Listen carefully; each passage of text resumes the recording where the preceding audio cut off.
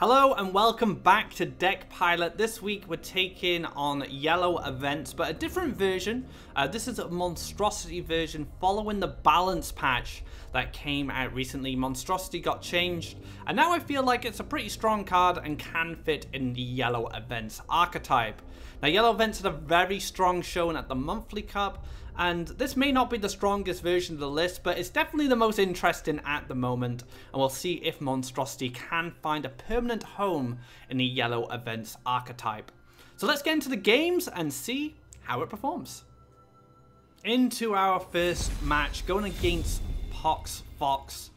Now, Kaleem is not even a good opener anymore. He costs too many deserts, so we're going to throw Kaleem away. There was a time where this would just be an auto keep, but 3 deserts, just a little too slow for me. I'm going to throw everything, and there we have it. Outland Ranger, very good start for us now. So let's...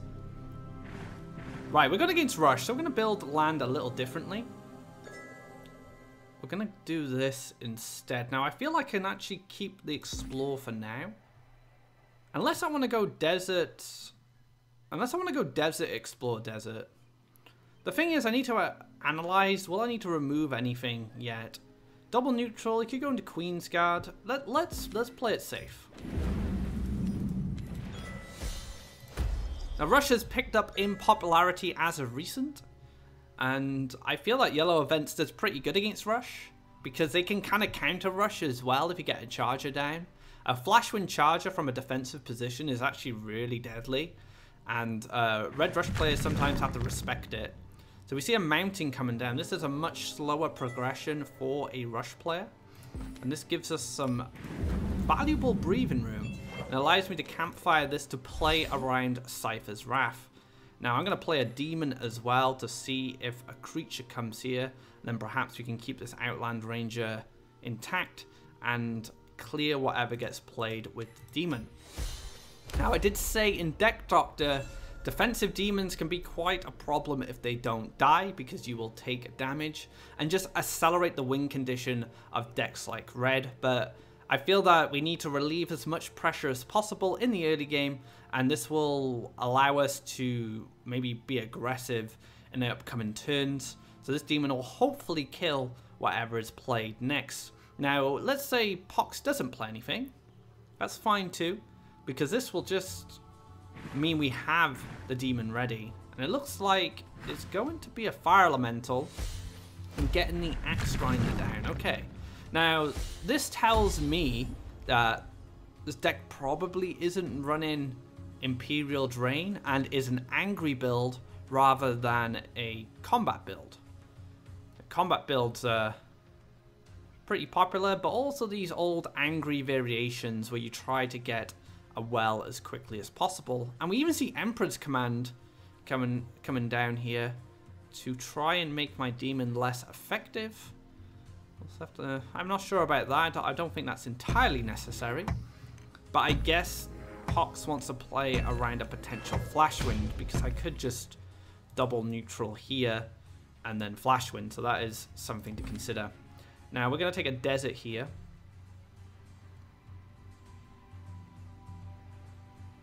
Take a desert here and just nightmare this, I think. He's not collecting any Faeria. Alternatively, I could just Wind Soldier Soul Drain. I've got to analyze how much land I want to give my opponent. Like, if I make a land here, I ideally want to summon something there or kill this. If I don't make a land here, I need to make a land here just to make sure I can defend against something. So I feel maybe we just slow play it for now. Just go for the Wind Soldier. Maybe kill this to protect our Outland Ranger. Or we just go for Soul Drain. Yeah, let's just do a Soul Drain for now. We're not under too much pressure. We're going to take 7 damage next turn if the Axe Grinder does go to my orb. But the Axe Grinder might just clear me now in anticipation of another Outland Rage into Campfire, which would make the Emperor's Command completely useless. So I'm curious to see if Pox is willing to go for a clear here over pushing damage. I think it's more valuable, but we'll see. Interesting. I don't know why you'd build land up there, but we'll see. Into a war beast, okay.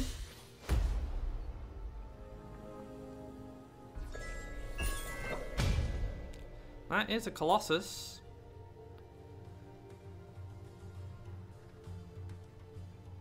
So Colossus is really good. It's going to allow us to be aggressive at some point. But right now, Colossus doesn't do enough. So let's take a draw. Soul Drain's pretty good.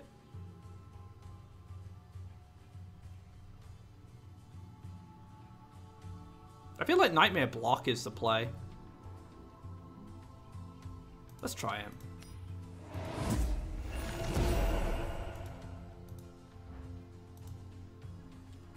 Alternatively, I could have double neutraled actually and gone into the wells and collected. Now, most times you won't do that, but against Rush, sometimes it's worth it.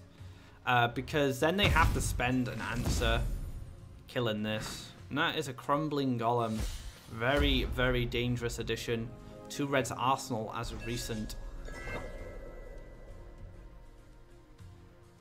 We can clear it. The Wind Soldier Soul Drain will be enough. This is still a problem. It still pushes 5 damage. We're under a lot of pressure. I am going to go double neutral this turn, like I talked about. And then we will clear this out.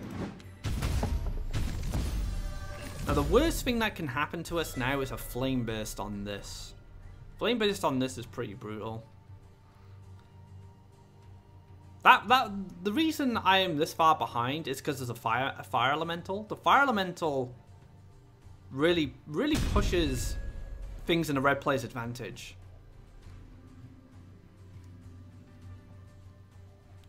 Now if I pick up another piece of removal, I'll be really happy.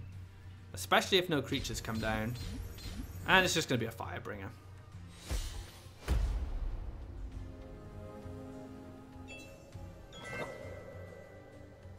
So I can't clear with the Outland Ranger just yet. So let's take a draw. This is one matchup where Choking Sands is not good at all. Double collect, I can play a Colossus as a blocker. But we are in the danger zone right now.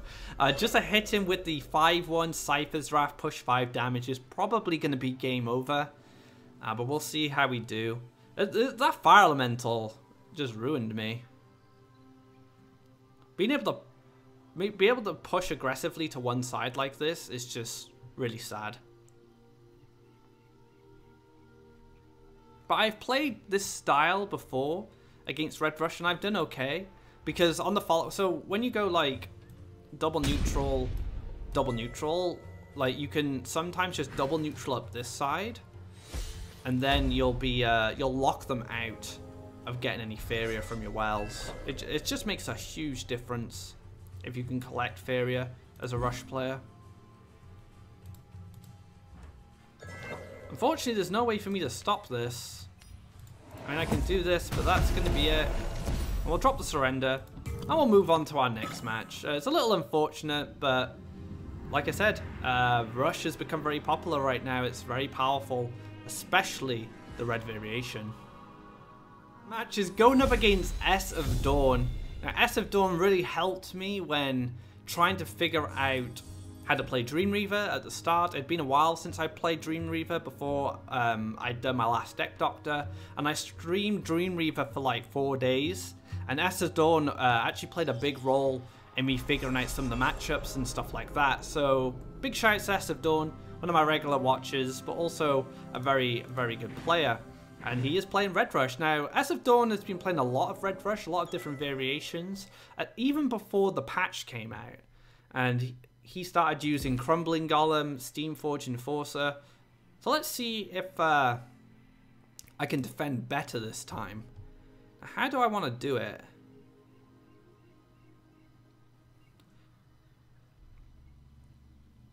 I could just go out here like I did last time. It might even be worth playing a diamond.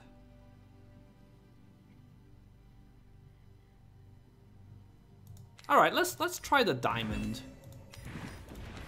I'm still not that familiar with how this matchup plays out.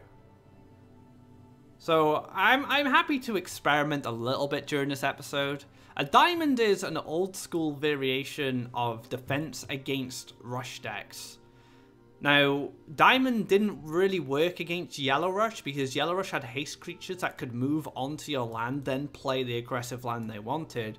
Red rush, on the other hand, doesn't really have that luxury. Now, I'm assuming it's red rush just because it's S playing. It could be a yellow rush, we'll have to see. King's Guard. That's annoying.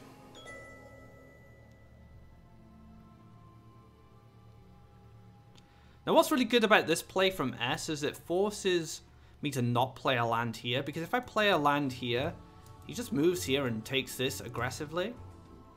So I'll probably just stick land here instead. Now I'm going to take the campfire. And this stops the King's Guard from killing... well, it doesn't stop it, but it allows a Soul Drain to kill it next turn, which I don't mind. Because if I pick up a Soul Drain now, and I don't campfire, then I can't remove it. Whereas, this way, at least, if I do pick up a Soul Drain, I do have an answer.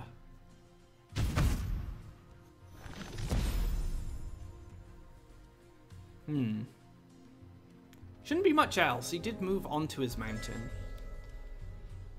No Soul Drain. Sad times. Okay, we're gonna take a demon here and we're gonna pass. Now, I'm not even sure about this land placement. Now I look at it, because you can just double neutral down here and play like a Mace Man or a Master Swordsman. I'm just gonna be in so much trouble. Going into the wells is so interesting. Not what I was expecting.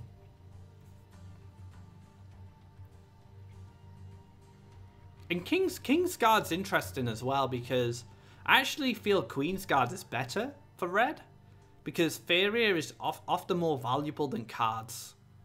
But Essadon going for the King's Guard instead. Probably just Ground Shaker coming down. Nope, Cypher's Wrath, okay.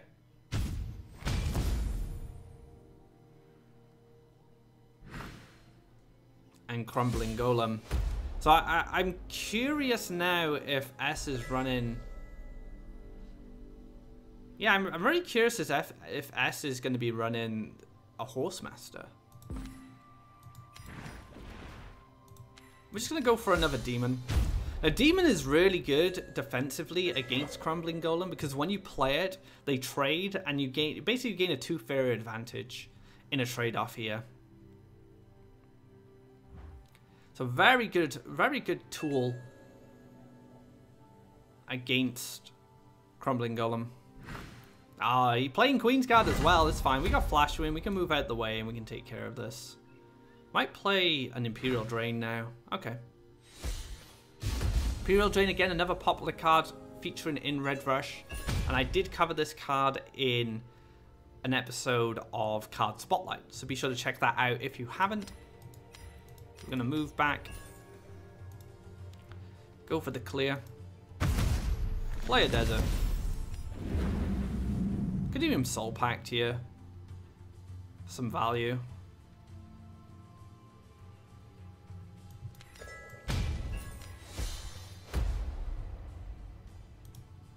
And there we go. So the experimental land with a diamond has kind of worked out for me here.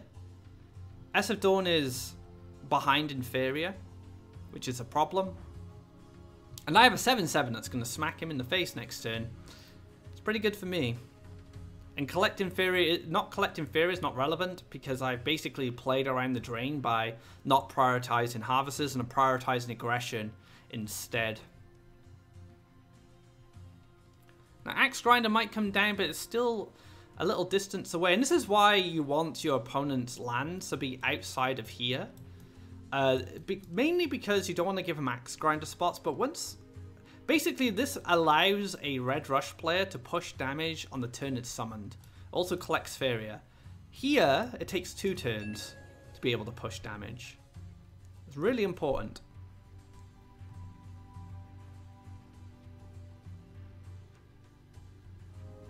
Alright, taking Faeria and passing. Ooh, that's a good card.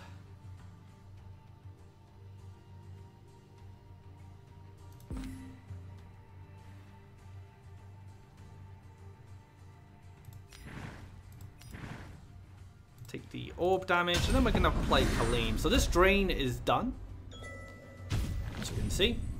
So now, SMOrc kind of needs another drain.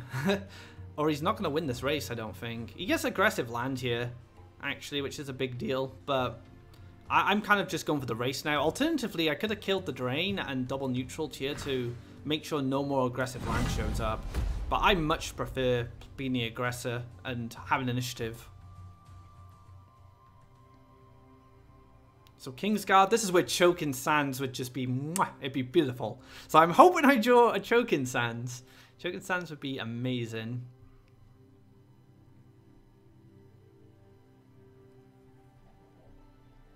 Choking Sands actually could be played in two ways. If I drew Choking Sands, I could alternatively Choking Sands this, clear with the Colossus and push 3 damage, and play a desert and push 2 damage, and then set up lethal for next turn, and basically stop S from winning this match. Wait, what? Oh, he needed a Faeria from the hit. So playing around Choking Sands there. So yeah, I'm just going to clear the board. I think that's fine.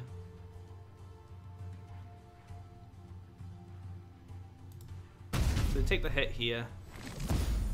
Go for a face hit. Generate a follower, which we're going to use as a collector in this situation. Move on to this mountain. So can't play any cards here. Go +1 into Last Nightmare. And we are looking very good. Look how different these games have turned out. My first game against Red Rush, I got wrecked because the Fire Elemental allowed the Rush player to push aggressive land very early. Whereas in this game, I've locked out aggressive land, and it's played so much better into my favor. I'll give him a well played out. Too late. So that's a comparison of matchups and how they play out. And SMOrc playing the more combat-centric matchup, whereas the previous player was playing the more angry variation of Red Rush. So 2 good examples there of playing against Red Rush. Our last match of the episode, hopefully it's not Red Rush. I'm hoping to find another matchup. I'm going to keep Shaitan Monstrosity just because I want to showcase this card in this episode. No double neutrals, please. What's he gonna play? No, don't do it. No. The suspense is killing me here. Yeets. No. Oh, phew. Okay. It's fine. He's going to the wells. We're all good. So now we go for a desert in the center and we'll pass. And Monstrosity is quite vulnerable to Choking Sands, but as a 0/5, it's quite a sturdy harvester. So even if it doesn't get powered up straight away, it is a card that can collect Faeria pretty well. So I wouldn't be too bothered about this not having any power in the early game if you have it as your first collector, because it's going to take it's going to take a few resources to kill it. But luckily for us, we picked up the Charger. And now we can just go Charger and Soul Drain. And we clear a Harvester and we set up a Charger to challenge the next creature that comes down. Now, Soul Drain is very good against Ground Shaker on this turn, but I'd rather stop any Faeria being harvested. But it also allows my Charger to be safe in this position. There's no Bomb Slingers this turn, and there would be no Flame Spitter hit into Cypher's Wrath or any of our shenanigans. We have a mountain going in the middle, and there is a Ground Shaker. Interesting. So another event will result in a very powerful turn. However, there wasn't another event, unfortunately. So now we're just going to build a desert to... Well, I guess we could build it here.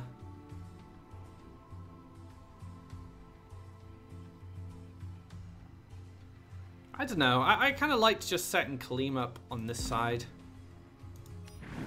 So let's retreat and let's set up Kaleem. Now, one thing to keep in mind, which I didn't mention in Deck Doctor, but it's also come to my attention, is any attack that Charger has when it dies will go to Shaitan Monstrosity. Doesn't steal base attacks, it steals whatever attack the creature has at the time. So if you do power this up to like an 11 attack, which is very possible, and it dies, Shaitan Monstrosity is going to gain that attack power. So just keep that in mind. Now we have a Flame Spitter coming down. Very curious land creation here.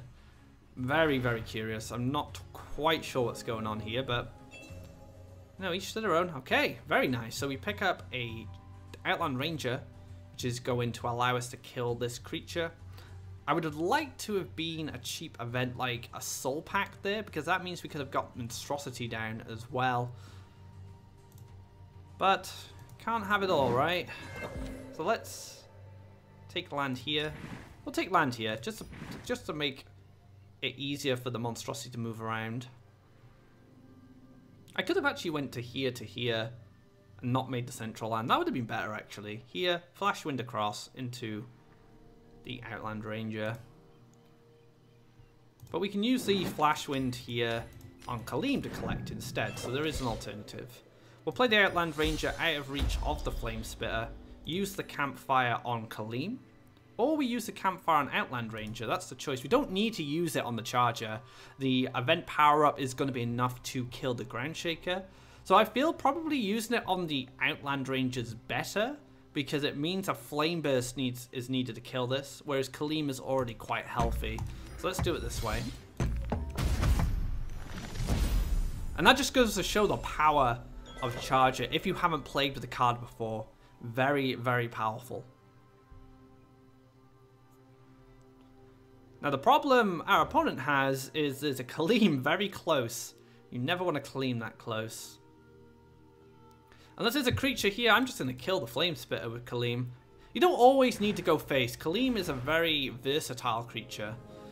And it's strange because he's trying to create defensive land, but it's not defensive enough, unfortunately. So now we just do this. Clear. So you may be thinking, why clear instead of going for the face there? Because that's one less Faeria our opponent has next turn. It won't be able to collect. They won't be able to have a Gift of Steel come on it and clear. And now if any of these die, my Monstrosity is going to get powerful. And the reason I've played Monstrosity here over, say, here is because Shaitan Demon will guarantee deal 5 damage to something, whereas Monstrosity needs something to die first. It can collect off the left-hand well if it doesn't get powered up. If I draw any mobility tricks, I'm able to fast-track this to his orb and push more damage. So there's a lot of flexibility with that charge too. See a Firestorm coming down, we're going to see all these juicy power-ups go to the Monstrosity. And if I pick up a mobility trick now, I am going to be laughing. No mobility, let's go for the draw. Oh! Thank you very much. And all of a sudden I have lethal next turn. And my opponent has no collectors. My opponent has 4 Faeria to work with. So can't Firestorm again. Can probably just Cypher's Wrath the Monstrosity or Flame Burst it. But that's still 5 damage going to the orb next turn. Got a +1, maybe Cypher's Wrath now? Or just taking Faeria. There's a well played coming out. And that is a victory. So no answer to the demon there. And I assume my opponent just felt that if I pulled another mobility trick, I had lethal anyway. This Fanatic could jump here. And then I could use Flash Wind or another Fanatic to push it here. And then I would set up lethal. But there you go. That's how cool Monstrosity can be in the right situation. That wraps up this episode of Deck Pilot. A lot of red today on ladder for me. But we went 2-1, so I'm pretty happy. And we got to see the power of the Monstrosity. I hope the 2 rush matchups give you an idea of how you can build land to prevent your opponent from smacking your orb. That is it for this episode though. Thank you very much for watching. If you haven't already, Drop a subscribe to this channel to keep up to date of when our content goes live. There's plenty of content coming out throughout the weeks. And of course, we also have Card Spotlight and Deck Doctor, so be sure to check out those videos. If you like this video, give it a thumbs up to show your support. And if you haven't already, check out the hub, Faeria.com/the-hub, the official community portal where you can find all the latest decks, articles, and guides from the community and myself. So until next time, guys, take care and have a great day.